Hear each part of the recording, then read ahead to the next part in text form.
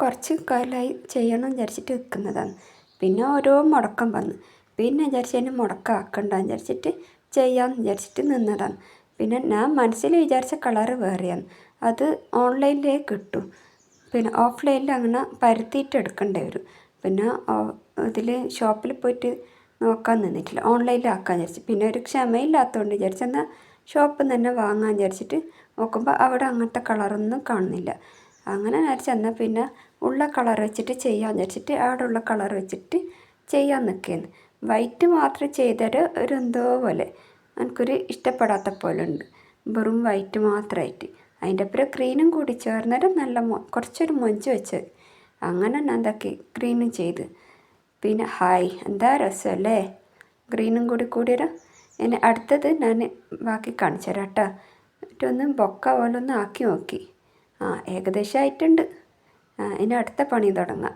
അങ്ങനെ ഞാൻ എന്താക്കി റോസും കൂടി ചെയ്യാൻ വേണ്ടിയിട്ട് റെഡ് കളറാണ് എടുത്തത്. റെഡ് മാത്രം നോക്കുമ്പോൾ ഒരു എന്തോ പോലെ തോന്നി. ഇതിൻ്റെ അപ്പുറം കൂടിയൊരു നല്ല രസമുണ്ടായിന്. എനിക്ക് നല്ലതായിട്ട് ഇഷ്ടപ്പെട്ടു. ഞാൻ ആദ്യം വിചാരിച്ച് ഈ മാറ്റ് ചെയ്യാൻ കുറേ പണിയുണ്ട്. വിചാരിച്ച പോലെ അത്ര വലിയ പണിയൊന്നും ഉണ്ടായിട്ടില്ല കേട്ടോ.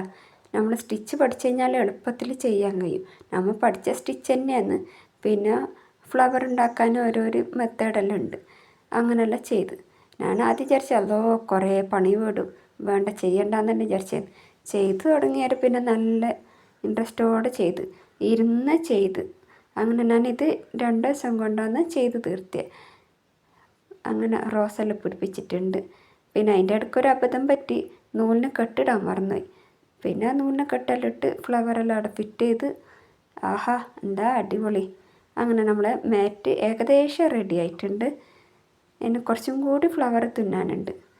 അങ്ങനെ അതെല്ലാം തുന്നിക്കഴിഞ്ഞിട്ട് നോക്കുമ്പോൾ ഇതാ മക്കളെ നമ്മളെ മാറ്റ് റെഡി. ഹായ് എന്താ രസമല്ലേ കാണാൻ. അങ്ങനെ നമുക്ക് ബൊക്ക പോലെ ഒന്ന് ആക്കി നോക്കാം. ബൊക്ക പോലെ ആക്കിയിട്ട് അടിപൊളി. ഇഷ്ടപ്പെട്ടല്ലേ? ലൈക്ക് ചെയ്യാനും മറക്കല്ലേ.